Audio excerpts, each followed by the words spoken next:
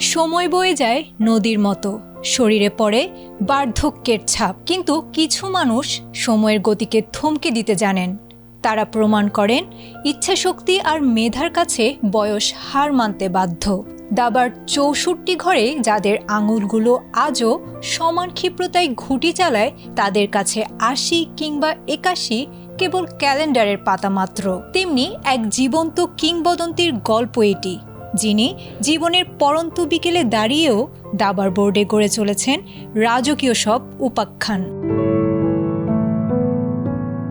বাংলাদেশি ক্রীড়াঙ্গনের উজ্জ্বল নক্ষত্র রানী হামিদ আবারও প্রমাণ করেছেন কেন তিনি অনন্য। ৮২ বছর বয়সেও দাবার বোর্ডে তার ক্ষুরধার বুদ্ধির কাছে কুপোকাত প্রতিপক্ষ।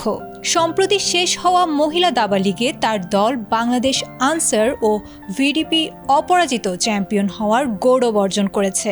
এটি যেন কেবল একটি দলীয় জয় নয়, বরং একজন লড়াকু মানুষের নিয়মিত সাফল্যের এক অবিচ্ছেদ্য অংশ।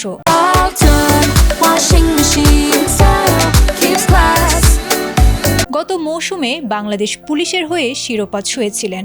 এবারও আনসারের হয়ে সেই ধারাবাহিকতা বজায় রেখেছেন এই আন্তর্জাতিক মাস্টার। টুর্নামেন্টে মোট 4টি ম্যাচ খেলে দলের জয়ে গুরুত্বপূর্ণ ভূমিকা রেখেছেন তিনি। আনসার ও নৌবাহিনী উভয় দলই 13 পয়েন্ট পেলেও গেম পয়েন্টের ব্যবধানে শিরোপা ছিনিয়ে নিয়েছে রানীর দল।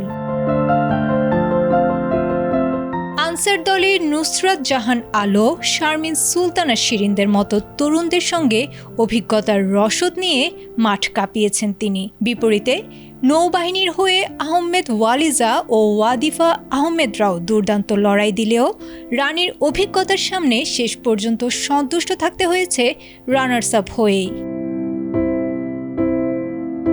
ফেব্রুয়ারিতে ৮৩ বছরে পা দেবেন রানী হামিদ, তবে আপাতত অবসরের ভাবনা নেই তার ধারে কাছেও। তিনি স্পষ্টভাবে জানিয়েছেন, শরীর আর মাথা সচল থাকলে খেলতে সমস্যা নেই, যতদিন সুস্থ থাকবেন দেশের জন্য খেলে যাবেন।